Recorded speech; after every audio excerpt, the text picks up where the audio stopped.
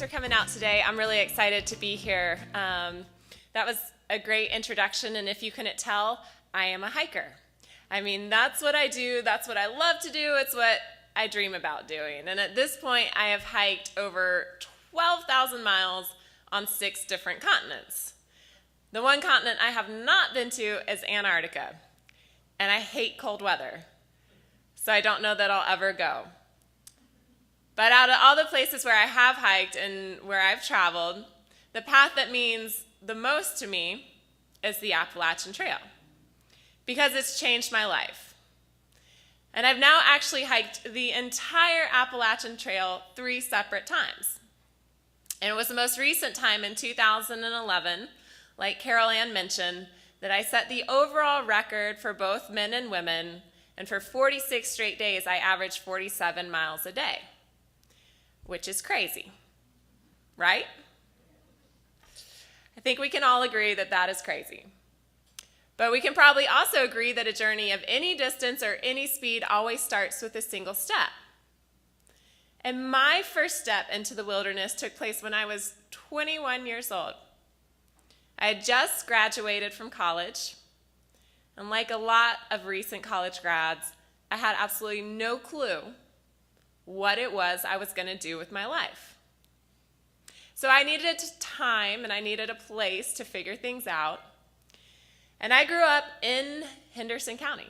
I graduated from Hendersonville High School in 2001. And growing up in this area, I had heard about the Appalachian Trail.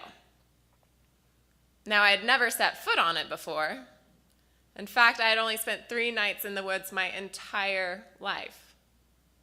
But based on what I heard about the Appalachian Trail, or the AT, I knew it was really stinking long. I mean, it's 2,185 miles long. It travels through 14 separate states. And it seemed like it was a pretty inexpensive way for a recent college grad to take 4 to 6 months and figure it all out. So after graduating in December, I waited just a few months, and then I started on my own from Springer Mountain, Georgia, with my brother's old Boy Scout gear, and the goal of making it all the way to Maine. And even though I wasn't an experienced backpacker, well, in my head, I figured I like to be outdoors, and I've always played sports, and hiking the Appalachian Trail is just walking. So how hard could it be? I'll never forget, about 2 weeks into the trip, I woke up one morning and there was cold, steady rain falling outside.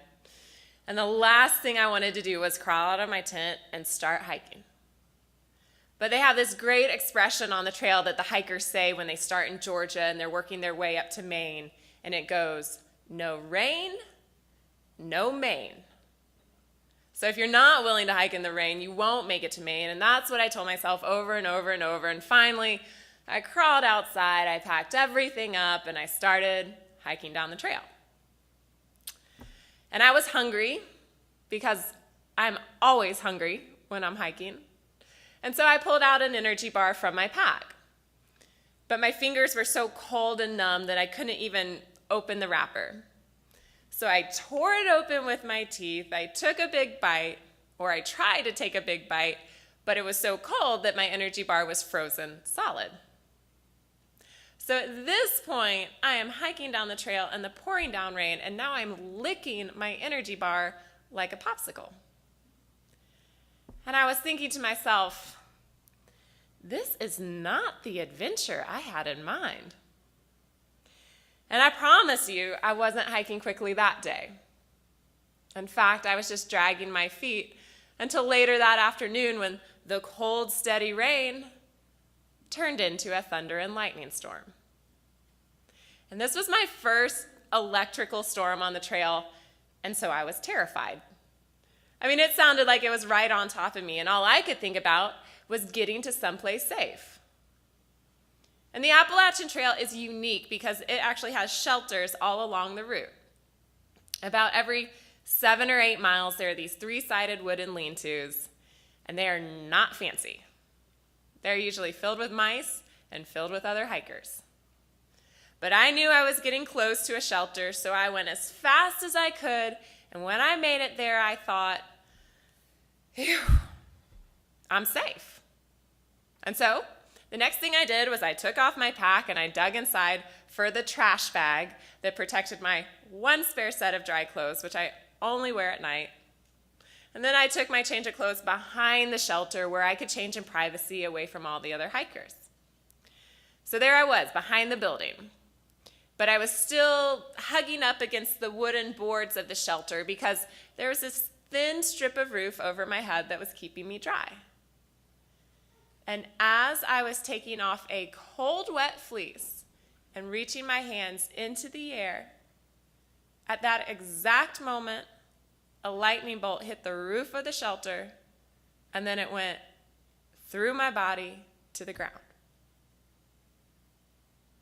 I felt a painful surge of electricity travel down my arms, through my spine, down my legs, and out of my body. It was by far the most intense.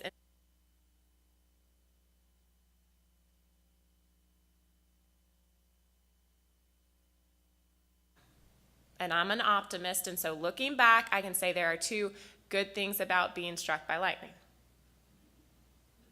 Number one, you don't know it's coming. That's positive.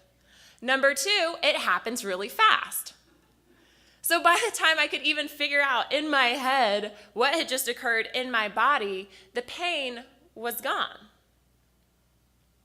But the fear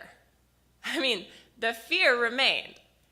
There was no doubt I had been struck by lightning. And so naturally, I just started this self-assessment. I wanted to make sure I was okay. And I spent the next few minutes, wiggling my toes and counting my fingers. And finally at the point where I didn't see any negative side effects, I took a deep breath. And at that point, the 21-year-old inside of me thought to myself,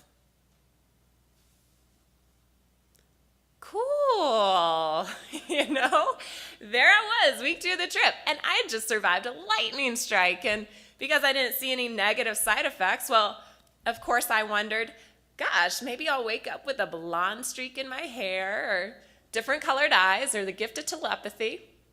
I wasn't sure, but I certainly was not deterred, and that night I went to bed in the shelter, and the next morning I got up and I just kept hiking down the trail. And before I continue, just to make sure we're all on the same page, what should you do if you ever get struck by lightning? It's not a trick question. Go to the doctor. Good. Yes, that's right. Go to the hospital. Seek immediate medical attention. Turns out, if you get struck by lightning, there could be negative side effects that you don't see. But looking back now after many years and many doctor's appointments, I can say that truly, there were no lasting side effects from that lightning strike. But I can't say the same about the trail. The trail had a lot of lasting side effects. It was the hardest thing I had ever done. But I kept thinking it would get easier. And as I approached the Smoky Mountain National Park, after just a few weeks of my journey, I knew it was going to be great to hike through the Smokies. Because even though I had grown up in Hendersonville, I had never been to Smoky Mountain National Park. And it is the most visited national park in the entire country. And I figured if all those people were going there, there must be something to see. And since the trail had about 70 miles through the park, I hoped for lots of views and lots of nice weather. But the entire time I was hiking through the Smokies, it was windy, it was foggy, it was rainy, and it felt like I was stuck in a gray cloud. And I will never forget my last night in that park because I was staying at a trail shelter. It's called Tri-Corner Knob Shelter, and it's up at almost 6,000 feet above sea level in the Smokies. And I went to bed in the shelter just curled up and shivering in my sleeping bag and listening to the sound of rain falling on the shelter roof. And when I woke up the next morning, well, the first thought that went through my head was, oh, thank you, God, I don't hear rain on the shelter roof anymore. It must have stopped. And then I looked outside. And what did I see? Snow. There were 6 inches of snow already on the ground, and it was coming down in blizzard-like conditions. And all of a sudden, I sort of flashed back to childhood or flashed back to growing up around here. And I swear, every spring, the Time News has an article about hikers who have to get rescued out of the Smokies in a snowstorm. And I thought, my mom is gonna kill me. You know, I can't get rescued out of the Smokies in the snowstorm, and so I have got to get out of here. And based on my guidebook, I had about 18 more miles in the park, and it was all downhill, and I knew if I could make it to the edge of the park, well, there was a hiker hostel where I would be safe, where I could get more food, and where I could even take a shower. So now, that was my goal, hostel or bust. And sitting up in the shelter, I looked for my shoes, and the laces were covered in ice. I mean, I couldn't even tie or untie them. I just slipped them on, threw on my pack, and then I started hiking down the trail. Now, it's always hard to hike down a trail in a blizzard. But it is especially hard to hike down the Appalachian Trail in a blizzard, because the entire path is marked with one symbol, one marker. And do you guys know what that is? Yeah, a white rectangle. So there I was in a blizzard looking for a white rectangle painted on trees that were covered in snow. Not the easiest thing to do. It was taking me a while to make sure I was even on the right trail, but thankfully most of the time the path stayed within the confines of the forest. So the trees, you know, somewhat protected me from the wind and the sleet and the snow that was coming down. But at one point, the trail left the forest and just went onto this long, exposed ridgeline. And as soon as I stepped out of the woods, I felt that wind and precipitation hitting my face, and it just burned. And so all I could do was just duck my head and close my eye, and then I just kept marching until I made it back into the forest. And when I got there, I lifted my head, and I couldn't open my eye. It had literally frozen shut. I had no clue that could happen, but it can, and I had to stand there and actually pick icicles off of my eyelashes. I had to wipe frozen crust out of the corner of my eye until I could once again lift my eyelid, regain my sight, and keep hiking down the mountain. Now, thankfully, I made it out of the Smokies. And eventually, I even made it up to Virginia. And I was so happy to be in Virginia. I mean, I had come over 500 miles. I'd been on the trail for close to a month and a half, and in Virginia, for the first time on my journey, it finally started to feel like spring. I mean, I left behind a lot of those cold, rainy days and snowstorms that I experienced in North Carolina and Tennessee. And in Virginia, well, now I started to see wildflowers blooming along the trail. And while I wasn't always so preoccupied with Mother Nature and figuring out how to hike and how to backpack, well, at that point, I really started to enjoy kind of the human nature aspect of the trail. And by far, one of the coolest parts of the AT is the community. And each year, over 2,000 people will come out and try to hike the entire path. And those folks have all different backgrounds and beliefs. They have all different ages. In fact, this is pretty unbelievable. The youngest person ever to thru-hike the entire Appalachian Trail, and a thru-hike means they do it all at once in one calendar year. Well, the youngest person was a 6-year-old boy who did it with his family. And in my mind, probably the most impressive record on the Appalachian Trail is that the oldest thru-hiker was 82 when he finished.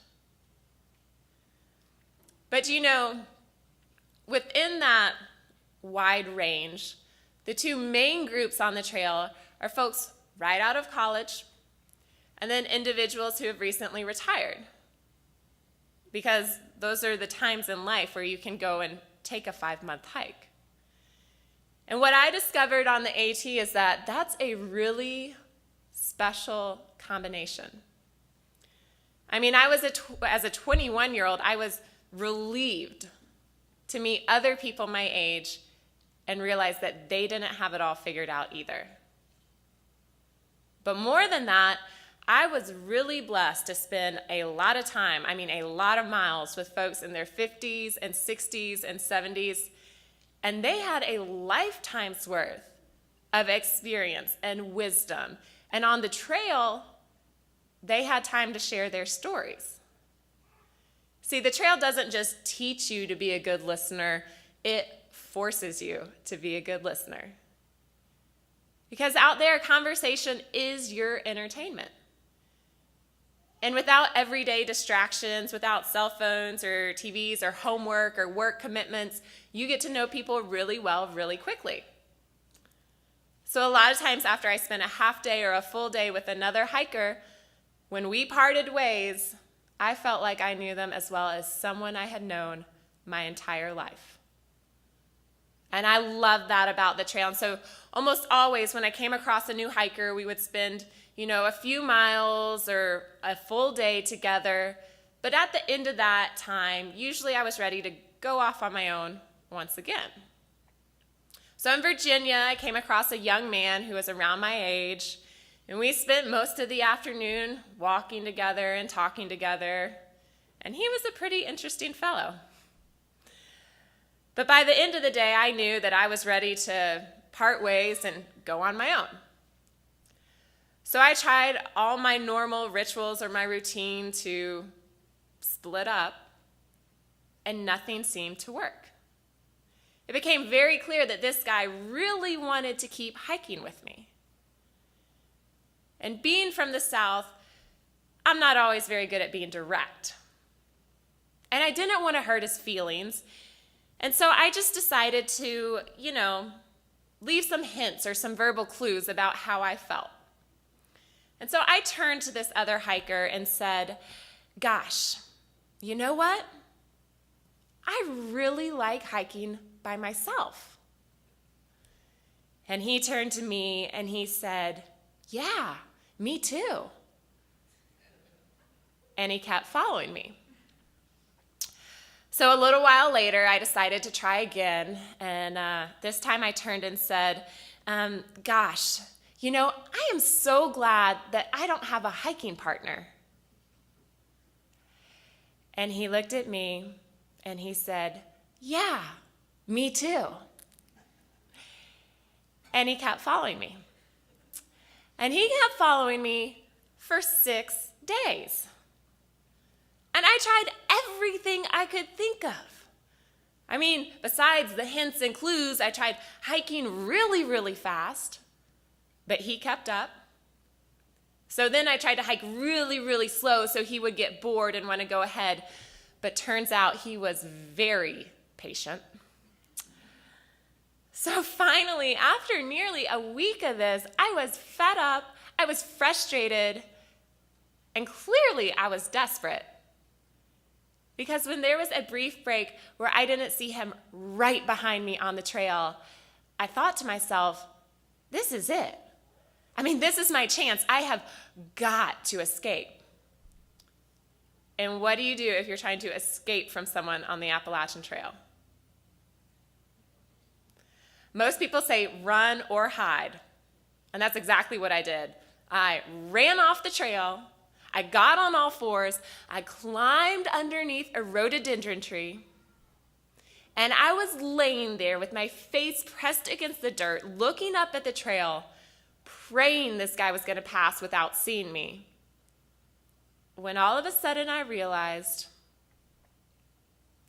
this is the most pathetic I have ever felt in my entire life. I mean, I was out there laying in the dirt trying to avoid the only human contact within miles. And why? Because I couldn't be direct with him from the beginning? What would have been worse, hurting his feelings 6 days ago or having him see me hide underneath a rhododendron tree? So I vowed right then and there that I would always be direct, that I would always communicate clearly with other hikers that I met on the trail. And at this point, I've spent over 2 years of my life in the woods, and I have never had an experience like that again. Now, by the time I made it to Pennsylvania, 2 things happened. Number 1, I was pumped. I mean, I was elated, I was proud because I had hiked over 1,000 miles.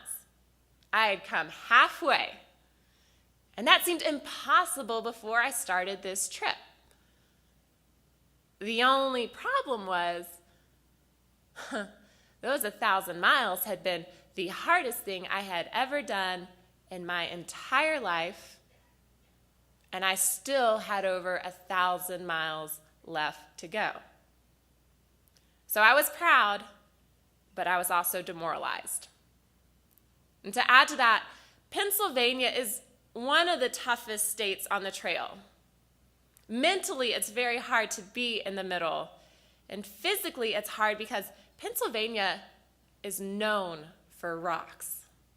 It is like all the other states took all their rocks and just dumped them on the path in Pennsylvania. So almost every step is on a sharp, jagged edge. And my feet were killing me. They were in such bad shape. And to add to that, my neck hurt because all day you were forced to look straight down at the rocks instead of being able to look up and enjoy the view. But I kept telling myself, just like I had from the very beginning, things will get better the farther you go. Things will get better when you get out of the rocks and you get out of Pennsylvania. But then, when I made it out of Pennsylvania, in the very next state, I had the hardest day of the entire trip and probably the hardest day of my life. Because I woke up early one morning and I started hiking down the trail by myself. I came up to the top of a mountain, and on the summit there was a pavilion, and the trail went straight through it. But there was also an access road from a nearby town that led up to the top of the mountain. And sometime before I arrived, someone had driven up from the nearby town and committed suicide. And I was the first person to come across the body. And I had no clue if it was a suicide or a murder or if someone was going to hurt me. I just remember feeling like time stood still and like my stomach dropped out of my body. And I turned and I ran. And I ran down the trail and I cried, and it's amazing I did not trip. And I don't know how far I went, but at some point I stopped and I pulled out my cell phone, and I had service, so I called 911. And I talked to the police, and they came out and they met me on the trail. And they sat me down and asked me, very standard questions for about 15 or 20 minutes. And as soon as they were done with their questions, they said, "Okay, you can keep hiking now." Keep hiking? I didn't know what to do. I didn't know what to think. I was traumatized. I mean, I was 1,000 miles away from friends and family, and I had just come face to face with death, and for the first time on the trail, I didn't feel safe. But I didn't know what to do, and so I just kept hiking. And looking back, I think that was the best thing that I could have done. Because I learned very quickly that there is something really healing about making physical forward movement. I mean, my emotions were stuck and angry and frustrated, and my mind was confused. But because my body could keep moving forward, it gave me this hope that my emotions and that my heart would be able to move forward as well. And after that incident, I realized that no matter whether I hiked by myself or with other hikers on the trail, I was no longer a solo hiker. Because my friends and my family were not 1,000 miles away. It turns out they were the people I had met on the trail. Because everyone who had heard about what had happened, hikers in front of me, hikers behind me, they all rushed to my side. And they let me know. They said, if you want us to walk with you every step until Katahdin, we'll do it. If you need space, if you want us to keep people away, we'll do that too. They even offered me their food, and thru-hikers never offer other thru-hikers food. And so I felt loved, and I felt safe, and I felt encouraged. And I think, the biggest example of the trail community and the way it treats one another actually comes from someone who wasn't even a hiker.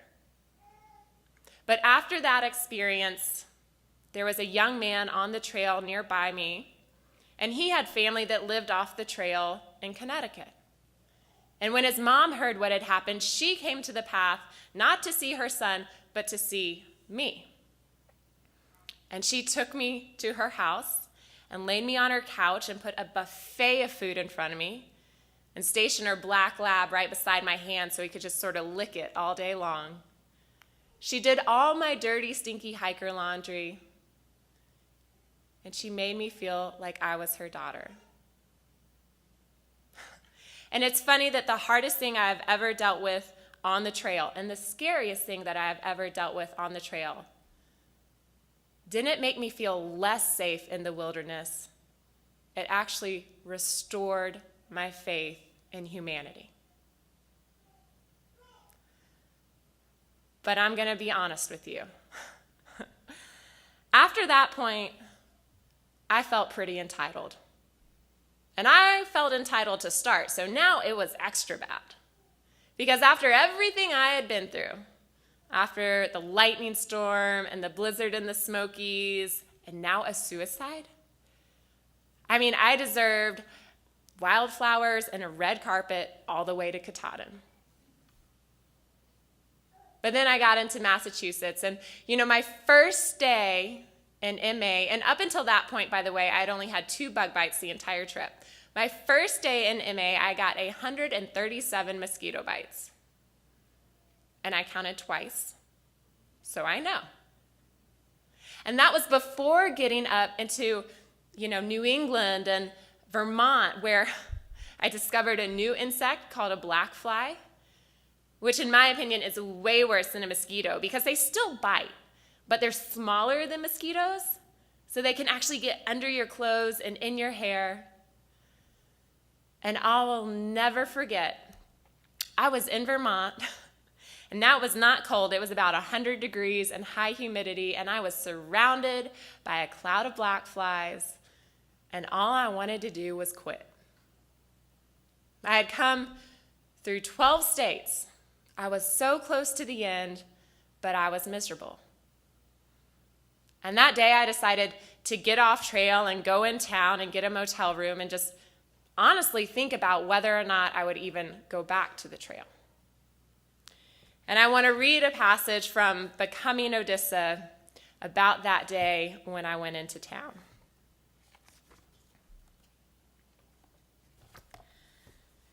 Getting a motel room by yourself on the trail is kind of like drinking alone. It's supposed to be a social tradition, so doing it by yourself often means you're ashamed or trying to hide it, or else you're just really depressed. I told myself that wasn't it. I just liked the taste. The sad thing was the motel room didn't make things better. At first it felt good, the shower, the warm bed. But once I was clean and dry, I didn't have anything to do, and it was only 5 o'clock. I turned on the TV and just lay there for 4 hours, mindlessly watching a rerun of the MTV Music Awards. I hated it. Somewhere amid the evening gowns and makeup, the loud music and performances, I was overcome with a sense of fakeness. I mean, nothing about the award show seemed real. I was stuck in a motel room listening to performers sing bad music and watching them receive funny-looking awards. And it occurred to me, I didn't care how hard, miserable, boring, or scary the woods were. They were better than this. What I realized is that I didn't miss the lifestyle I'd left when I started the trail. I missed my friends and family. I missed my warm bed and clean clothes.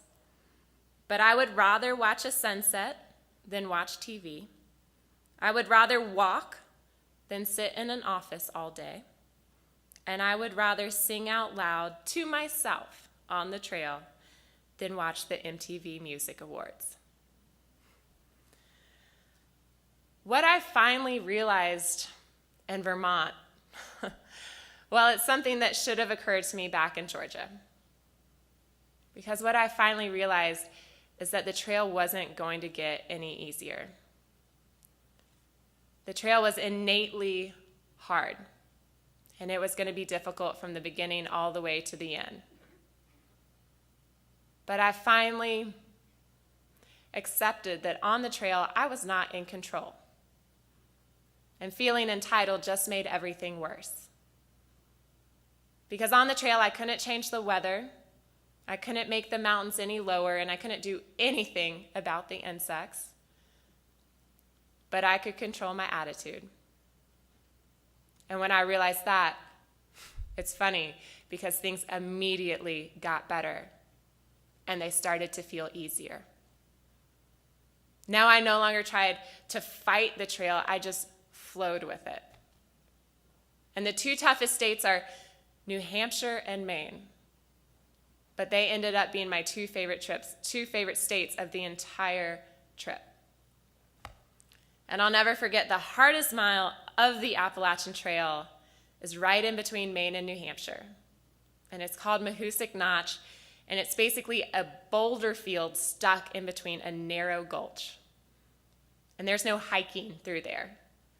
For 1 mile, you are crawling and scrambling on top of rocks and even under rocks in little tunnels. And most people get really frustrated when they hike a mile in about 2 hours. But I went through it with other hikers, and we laughed and we played, and it just felt like it was Mother Nature's playground. And when I finally got to the last mountain, I was exhausted and dirty and really smelly. But I was a completely different person, and I liked the woman at the end a whole lot more than the girl who had started. And along the way, it was a transformative journey. And I want to share some of the ways I changed by doing one more reading. And this selection takes place on my last full day of the Appalachian Trail. When people had asked why I wanted to hike the Appalachian Trail, one of the answers I had given was that I wanted time to think about where I wanted to live and what I wanted to do for a living. And the trail would give me plenty of time to do that. But now that I was at the end, I didn't feel any closer to knowing the answers than when I started. Hiking the trail had proved too difficult to let me look ahead and make future decisions. It had demanded my entire focus. The only thing I felt more certain of at the end of this journey was myself. I was no longer defined by my resume or my activities, and I didn't give answers based on what I thought other people wanted to hear. For the first time in my life, I knew who I was, and I was okay with who I was. I definitely believed in God. That probably stood out the most after 2,100 miles. And for the first time in life, I didn't feel like I needed to hide that or apologize for it. Because my affection for other hikers and their acceptance of me helped me realize that regardless of faith and background, if you get to know people not what they are, but who they are, then you will experience love and friendship you might otherwise have missed. I also knew that something deep within me connected with nature, hard work, and simplicity. I learned that I was both stubborn and tough, a lot tougher than I thought I was, especially when I let other people help me. I knew that I was beautiful, not necessarily because of how I looked, and especially not because of how I looked on the trail, but because of what my body could do. And I also knew that I was blessed with a wonderful family and wonderful friends on and off the trail. When it was over, I did what most hikers do. I got off the trail and I got a job. Much to my mother's relief, I got a job. And it was a great job, and I was working with really fun people, and so everything said that I should have been happy. But the weeks started to pass and the months started to pass, and all I could think about was the trail. And I missed the trail, and there was so much I missed about it, but the thing I missed the most didn't seem to make sense. Because the thing I missed the most was how beautiful I had felt hiking. And when I was hiking down the trail, I was dirty and stinky, and when I say stinky, you don't know what that means unless you have smelled a thru-hiker. It is foul. And on top of that, there were scrapes and bruises and bug bites covering my body. But for 5 months, I didn't have a mirror, and I didn't have billboards or magazines or commercials telling me what I should look like. And so I started to see my reflection in a whole new way. I started to see my reflection through my interactions with other hikers. So if I was kind or funny, or if I made someone else smile, that made me feel pretty. And growing up, especially in this area, I had always thought that nature was beautiful. But I never realized that I was a part of nature. I was a part of that beauty until I hiked the trail. And after walking through 14 separate states and doing 2,185 miles on foot, well, now I base my self-worth a whole lot less on how I looked, a whole lot less on what other people thought, and a whole lot more on what I could do. And the biggest gift the trail gave me was that it made me realize I could do a lot more than I once thought was possible. In the past 10 years, I've been working very, very hard on and off the trail to do things that I once thought were impossible. And to conclude today, I want to share one slideshow with you all that includes different hiking pictures from long-distance hiking trails all around the world.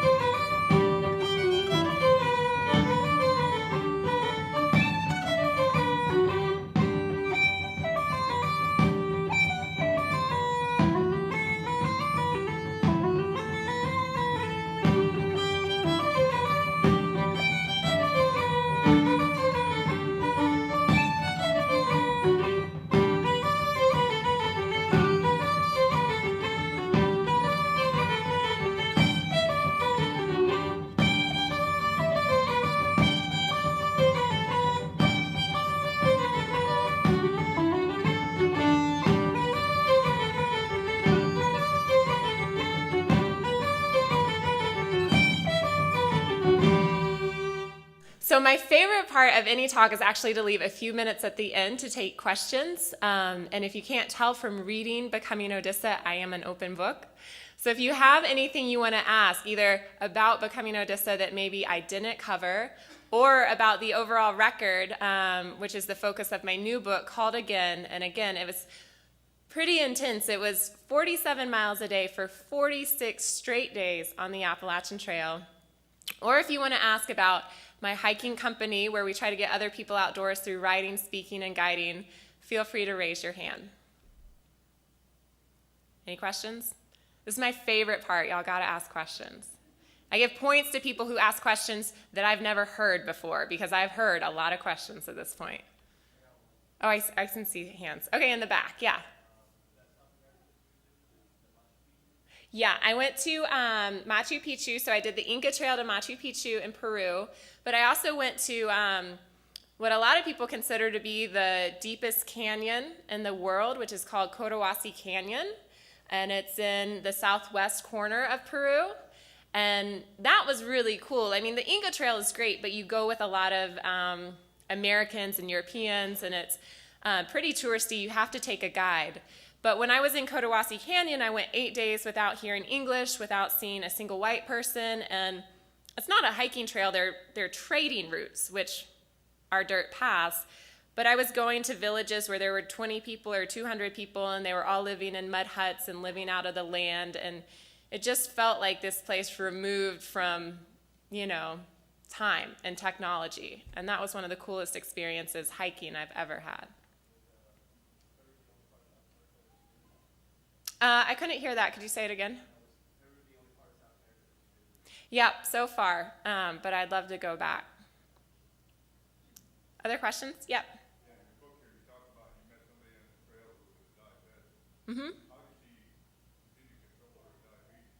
Because you use up a lot of calories. Diabetics can have sugar.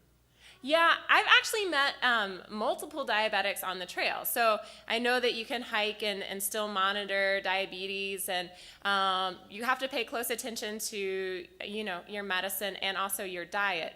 But there's a great resource online called whiteblaze.net, and it's an online hiking and trail forum. And I know there's links or posts in there from diabetics, and they discuss and talk about how, to monitor that condition while long distance hiking. So if that's something you're curious about, it might be worth going to whiteblaze.net and searching for that. Mm-hmm. How do you plan your food rations on the trip? That's a great question. So when you're out doing a long distance trail that's going to take several weeks or several months, obviously you can't carry that much food. And on trails like the Appalachian Trail, there are so many small towns either on or near the route that if you're not picky and if you don't have a specific diet, you can actually resupply all along the route by going either to small grocery stores or Dollar Generals or even gas stations to get more food for the next 3 or 4 days. But a lot of people, particularly if they're vegetarian or vegan or gluten-free or have a special diet or want to eat healthy or need to send, vitamins or new gear, what they'll do is they'll prepare post office boxes before they leave home, and then they'll have someone from home ship those boxes to the post office near the trail, which is in the small town which is close to the trail. And so instead of going to a grocery store, if there's only a gas station, you go to the post office and you pick up your box, and that'll provide you with the food and gear and whatever else you might need for the next stretch of trail. So there's a lot of planning and a lot of preparation that can go into through hiking. Is there, yes, hands in the back, sorry. I'm curious about where and what the two young men that you walked so long with are doing. Mooch and Yeah, Walker. that's a great question. So the two guys I finished the trail with, Mooch and Nightwalker, and by the way, I'm still in touch with almost everyone in the book except for Moot, who was the stalker guy. So I don't talk to him, but my two closest friends who I finished with, Nightwalker got married this past summer, and he is a winemaker in Napa Valley, and Mooch is getting married next summer, and he is a forester in northern Vermont. So it's really cool because they're both very successful, very happy, and they both found jobs that allow them to be outdoors as well. So they're doing really well, and they're still very good friends. Is there another question out there? Yes. How was your hike in Africa? It was great. I did Kilimanjaro, which again, like the Inca Trail to Machu Picchu, is very regulated. It's so popular, especially with Europeans and Americans, that you have to go with a group and you have to take a porter. And quite frankly, it was really hard. And it was another time where I was totally humbled by the trail because I thought I'm in good shape and a lot of people do this hike, but it's just under 20,000 feet. And I remember the day that I summited, I was stumbling around and I had a horrible headache, and I decided this is as high as I ever need to go. But it was, an incredible experience, and afterwards I spent a few days going to the animal parks on safari and trying to soak up some of the culture while I was there as well. So it was really special, but I'd love to go back. South Africa has incredible hiking, and there are several other places, in the world, but also in Africa where I'd love to go explore. Any more questions? It's really hard to see hands. Yeah. Someone wanted to know more about the moose. One of my friends couldn't make it. She wanted to know more about the experience With the moose. My first through hike, I only saw 2. The most recent, when I set the record, I saw like a dozen. I saw a ton of moose, and I think the closest I ever got to a moose was I hiked the Long Trail in Vermont, and I came around a turn, and there was a mom moose very close with 2 baby moose, which is not a position you really want to be in with any animal, but especially not a large moose.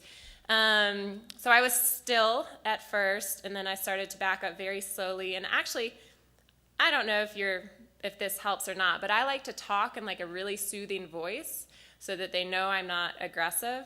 So that's what I did, and I backed up enough to where I felt safe and I could still see them. And they stayed there for another 5 minutes and then ran off. But seeing the animals along the trail is by far one of my favorite things about hiking. And I started, and I was terrified of bears and snakes, and now I've seen so many bears and so many snakes, and I know they want nothing to do with me. And seeing animals in their natural habitat is amazing. And at this point, I feel like I'm an animal, and the woods are my natural habitat. So I have as much right to be out there as they do, and I think we interact pretty well. And, the 2 animals that I've had the most trouble with hiking are unfriendly dogs off leash and insects. And we have those in our neighborhoods, so that's not going to keep me from getting on the trail. All right, I saw one more question. This will be the last one. It's so hard to see hands. Yes. With being in Peru that you encountered and everything, what has been the most interesting new form of communication that you've developed through all of this? That's a good question. So, hiking all over the world, I feel very comfortable on the trail.